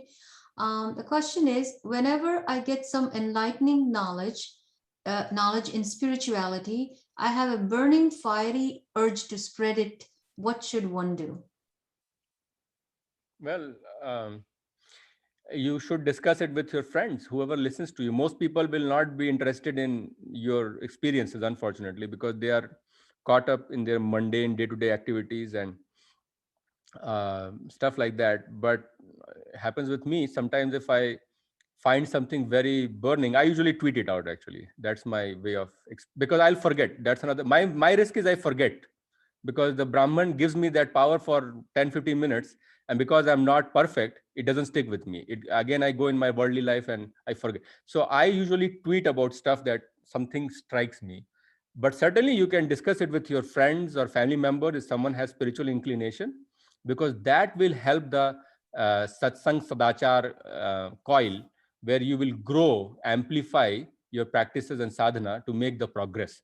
So definitely discuss it with people who have a similar mindset, who are kind of going towards God realization. Because what happened at an instant, most likely the cosmic consciousness gifted you with a universal idea that you were ready to receive, because you're not having hankerings, cravings, resentments. Mind was totally clean. So the radio was ready to receive the signal for those very moments, and that's why that idea came to you. So certainly that's a great idea. You can maintain a diary and write those ideas if you are a little bit inclined towards writing things and keeping it as a collection.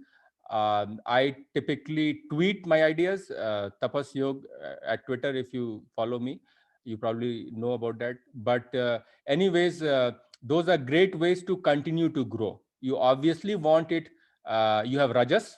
All of us have Rajas. So we have to have this fire of explaining and spreading that, okay, I have heard something, and nothing wrong with that. As we have talked about it before, that Rajas can be a good quality, Rajas can be a bad quality. Rajas is just about changing things rapidly. That's what the Rajas is. It breaks the inertia of Tamas, the constant, mundane, set pattern that you have followed till from the day you are born till the day you die, and then you resent that, oh yeah, I needed to do more in this life. I haven't done enough. So definitely share it with your friends and family members and anybody who is receptive to those ideas. Or maybe just write it down, and then you will contemplate about it later, that, oh my God, that is a great idea. And that's how you grow. Well, thank you. Let's go to Shivani. And also, just a gentle reminder, you have 4 minutes to your 90 minutes that you committed to. Okay, we will just extend it for 10 more minutes because we had some problem in the beginning. But go ahead, Shivani. Okay, no problem. Hello. Hi, Tapasya. Hello, Shivani. Hi. Actually, I'm in Delhi today. कई लोगों को awareness ही नहीं है कि नहीं करना, और या तो उसको डाउट करेंगे, उसको डिस्प्यूट करेंगे, क्यों भूल जाए, हम क्यों नहीं, हम भी वही करेंगे उनको। तो ये चीज से तो आप ऊपर उठ चुके हैं ना कि आप में बदले की भावना है। जी आप जी उसको भूल नहीं पा रहे हैं, ये बात सही है। अगर बड़ा टॉर्मेंटिंग चीज रहा है, हम सब लोगों के साथ हुआ है, तो उसको भूल नहीं पाते। लेकिन मेरा पॉइंट ये है कि आप उसको भूल भी नहीं पाते हैं तो आप उसको इवेल्युएट मत करिए, उस पर आप अपना ये उसका निरीक्षण मत करते रहिए हर समय। उसको हमेशा आप उसकी जगह पे जब भी वो माइंड में आइडिया आता है ना कि अरे ये किया था मेरे साथ, आप झट से आप एक साइकिल स्टार्ट करिए आज से।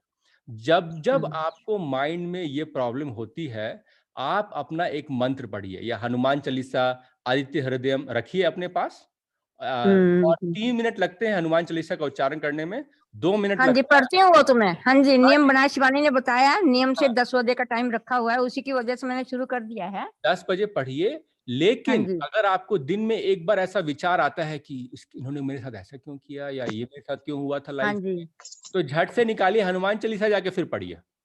अच्छा, उस समय टाइम मत देखिए कि रात के 11 बज रहे हैं कि सवेरे के 2 बज रहा है, आप पढ़िए। अगर आपके माइंड में आया है विचार, तो मतलब कि आपने ईश्वर प्राप्ति के अलावा कुछ मन में आइडिया आया है सडनली, तो आपको माइंड को रिट्रेन करना है। ये मंकी माइंड जो है, इसको हम लोगों को, बंदर को हम लोगों को लाना है, अपने मदारी ने कंट्रोल करना है बंदर को। तो इसीलिए आपको बुद्धि के द्वारा मन पे विजय पानी है। लेकिन इन शॉर्ट आपको मंत्र पढ़ना है, जो भी आपका हनुमान चालीसा है, आदित्य हृदय में, ये 2 तो मैं हमेशा पढ़ता हूँ रोज। तो ये दोनों से बहुत फायदा होता है।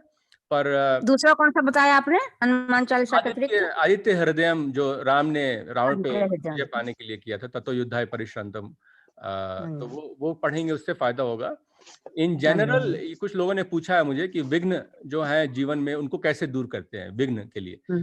विघ्न के लिए जो भी ऑब्स्ट्रक्शंस हैं, ज्यादा रिजेंटमेंट है, हैंकरिंग, जो भी आपकी प्रॉब्लम लाइफ में है, जो कि स्पिरिचुअल एडवांसमेंट में नहीं जा पा रहे हैं, तो 3 रूप माने जाते हैं हमारे शास्त्रों में कि कैसे विघ्न को दूर करना है। सबसे ईजी तो हनुमान का है, हनुमान चालीसा पढ़ लेने लगा, जो भी बजरंग बली के जो भी है। दूसरा है गणेश का मार्ग। तो गणेश भी बहुत ज्यादा मटेरियल प्रॉस्पेरिटी के माने जाते हैं, बहुत स्ट्रॉन्ग पावर्स हैं उनके पास। तो उनकी वक्रतुंड महाकाय पढ़ें, या जो भी गणेश भगवान की स्तुति है वो पढ़ लें। और सबसे डेंजरस और सबसे ड्रामेटिक जो है वो है भैरव। तो भैरव, क्योंकि काल भैरव बोलते हैं, वो महाकाल का जो रूप है, जो मृत्यु के समय प्रकट होता है हम लोगों के सामने, वो सबसे ज्यादा फियरफुल, सबसे ज्यादा प्रभावपूर्ण होता है। इसलिए कोशिश करना चाहिए कि हनुमान से ही काम चले जाए, या एट द मोस्ट शिव के जो पुत्र हैं गणेश, उनसे काम चल जाए। जब दोनों से नहीं चलता है, तो शिव का जो सबसे प्रकांड रूप है, वो काल भैरव की स्तुति होती है, वो करते हैं। उनमें बहुत ज्यादा कर्मकांड के रूल्स होते हैं, कैसे करना है, कहाँ करना है। हनुमान चालीसा में कोई रूल नहीं है, क्योंकि हनुमान अंश अवतार हैं शिव के, तो उनमें ज्यादा रूल्स नहीं है। जहां जब पढ़ना है पढ़ दीजिए, लेट के पढ़ना है लेट के पढ़ दीजिए। हनुमान जी को गुस्सा नहीं है ना, गुस्सा कभी नहीं देखेंगे, इसलिए शिव में गुस्सा बहुत है। तो इसीलिए थोड़ा ध्यान रखना होता है कि किसकी स्तुति कर रहे हैं, वैसी क्वालिटीज आप में भी आ जाएंगी और वैसे ही आपको रिजल्ट। हाँ जी गुरुजी, मतलब क्या है, जैसे मैं उस सिचुएशन से बाहर रहती हूँ ना, तो बिल्कुल खुश, कोई तरह नहीं। और जैसे एंटर किया वो सामने आता है पर्सन, तो उसकी एक्टिविटी का मैं ऊपर तो मुंह से तो बिल्कुल मौन रहती हूँ, लेकिन अंदर में मन चलने लग जाता। देखो उसने ऐसा बोला था, 1 की 10 सुननी पड़ती, चुप तो लगा जाती मैं, लेकिन अंदर में मन चलता है। ऊपर सोचता है 1 की 4 सुनने को मिले तो चुप लगा जाओ, बेटर है समथिंग, लेकिन अंदर में मन चलता है फिर भी। तो उसका वही आंसर है कि पैसिव अग्रेसिव हो जाइए, ज्यादा उनसे इंटरेक्ट मत करिए। अगर वो परेशान नहीं करती, हाँ जी बिल्कुल, मीठा बोलिए, लेकिन सामने ही प्रकट मत होइए उनके ज्यादा, कम से कम। हाँ जी, कम से कम, एग्जैक्टली यही उपाय। और इसको कर्म बंधन मान लीजिए, अपने जीवन का कर्म बंधन है, तो इसको ऐसे ही डील करना है कि मेरे भाई, मेरी जो सात्विक साधना है उसमें ये प्रॉब्लम ना करे, इंटरफियर ना करें, बाकी तो ठीक है, जो है अपने एक्सेप्ट कर लें कर्म बंधन, यही बेस्ट तरीका है। लेकिन राग की भी गुरुजी, राग भी जागता है उनके, राग नहीं सॉरी द्वेष जागता है। देखो इसको ये नहीं है, वो नहीं है, ये सब चीजें जैसे आप तो बहुत अच्छे से जानते हैं, तो संसारिक चीजें देखो उसमें, इसको ये नहीं है, बड़े छोटे का ये नहीं है, रिस्पेक्ट, ये सब चीजें आ जाते हैं। ऐसा मतलब मैं चाहती नहीं, आना नहीं चाहिए। हमें क्या करना है इन सब चीजों से, लेकिन फिर भी आ जाते हैं सबकॉन्शियस माइंड में। देखिए, जब आप इस जीवन में आए थे, पैदा हुए थे, और जब जाएंगे, तो जीवन के एक अजीब नियम है कि भगवान ने संरचना कर ली है, man is a social animal, परिवार के साथ रहना है, हंसना खेलना है, लेकिन आना और जाना जो है वो बहुत ही पर्सनल है, बहुत ही सिंगल एक्सपीरियंस है, right?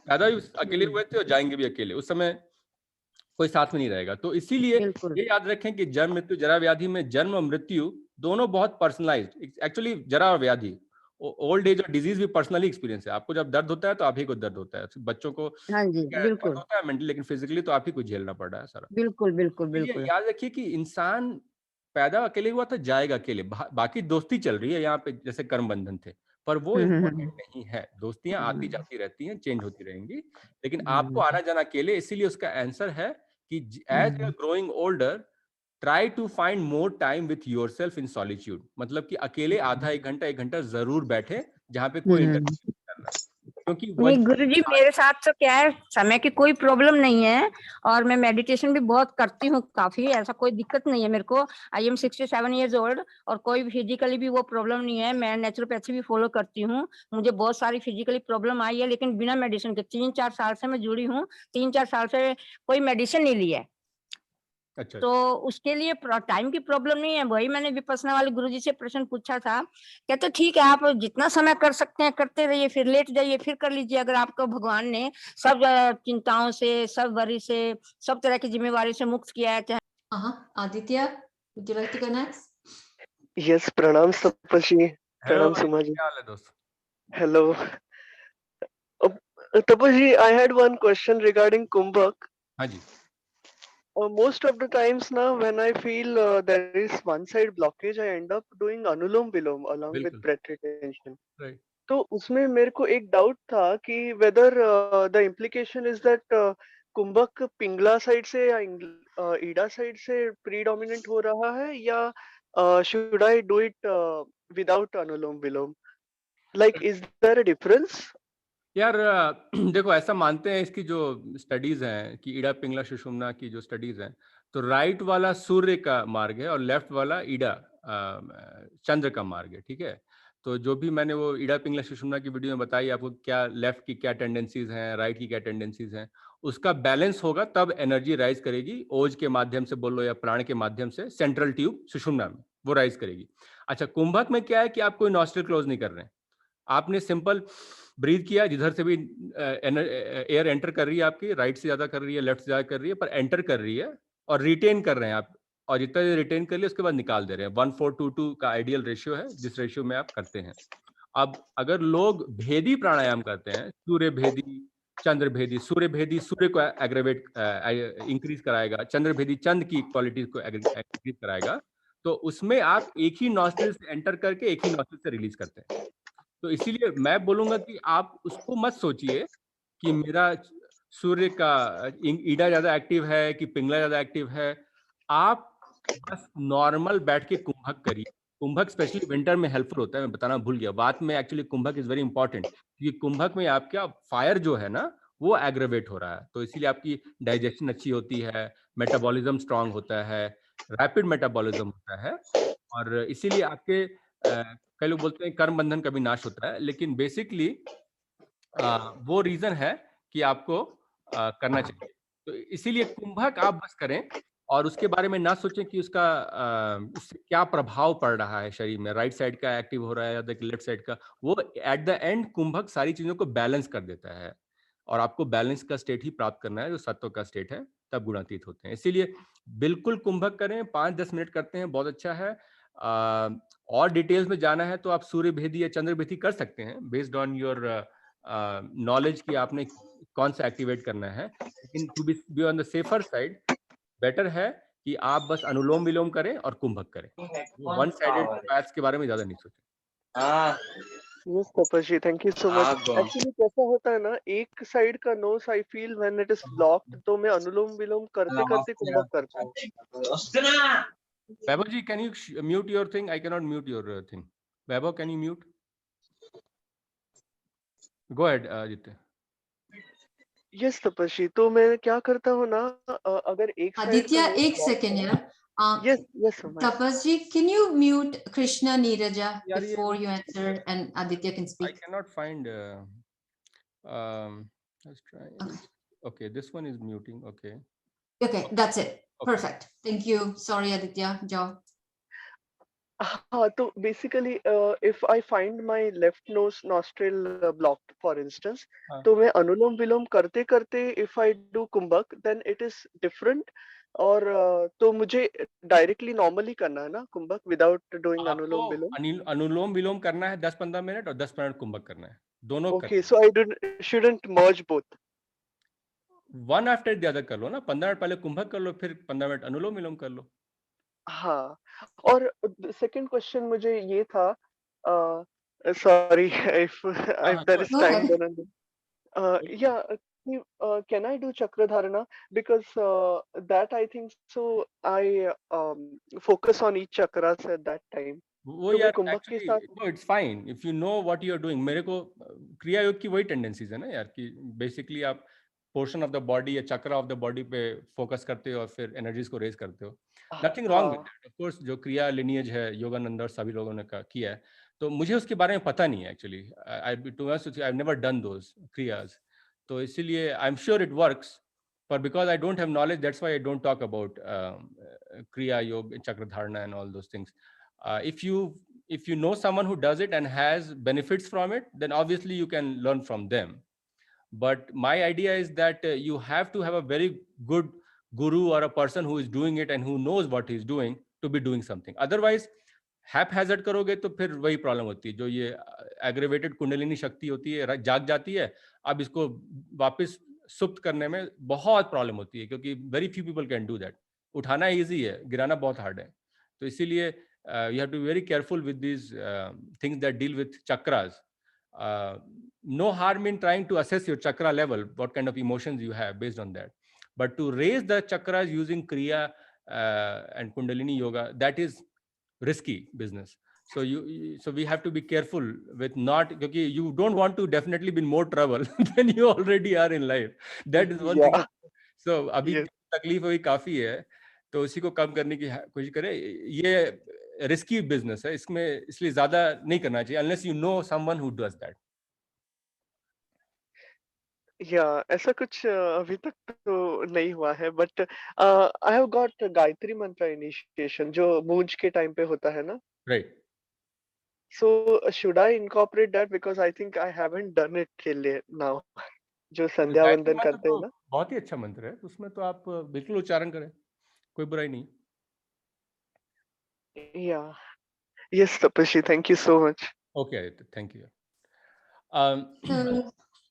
All right, Uma, I think we'll call it the end of the session. Okay. However, can I just finish this one thought? Arpita had asked if you would stick around for a couple minutes, help her figure out her dosha. Sure. Okay, and that will be our last thing for tonight. Okay, perfect. All right, thank you, everybody. Tapas ji, I have one small thing for Arpita. I'm not sure. She had asked for heartburn.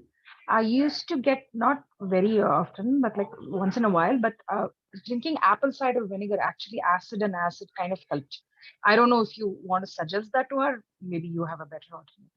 I haven't tried that. If it works, it's good for you. But typically, actually, I can speak for that, Tapas. It definitely does help. Okay. Yeah, like magic, like instantaneous.